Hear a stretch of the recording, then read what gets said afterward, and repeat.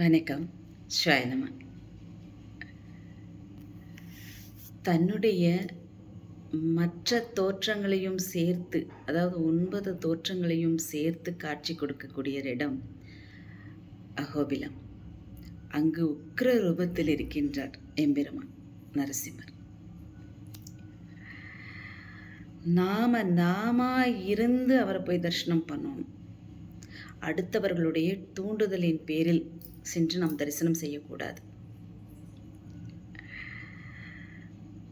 நாம் என்னைக்கும் நேர்மையாக நியாயமாக தர்மத்துக்கு கட்டுப்பட்டு வாழும் பொழுது அந்த காட்டுக்குள்ளே இருக்கக்கூடிய நரசிம்மருடைய அருள் நிச்சயமாக நமக்கு கிடைக்கும்.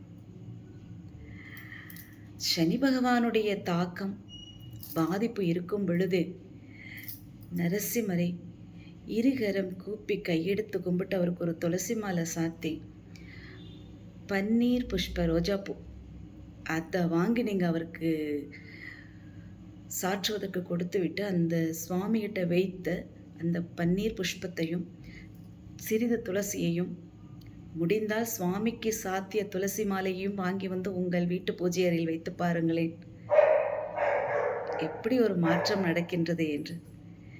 நிச்சயமாக எதிரிகளுடைய தொல்லை இருக்காதே. எந்த செய்வினையும் பில்லி சூனியமும் காத்து கருப்பும் எவன் சூனியம் வச்சாலும் எதுவும் பாதிக்காது உங்களுக்கு.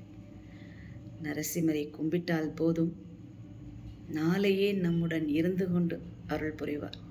அனுக்ஷணமும் நான் இருக்கேன் தைரியமாக இருன்னு சொல்லி ஆறுதல் படுத்துவார், நமக்கு வழிகாட்டுவார். அற்புதமான தெய்வம் எதுவென்று சொன்னால் அது நம்முடைய நரசிம்மர் தான். நாளை என்பது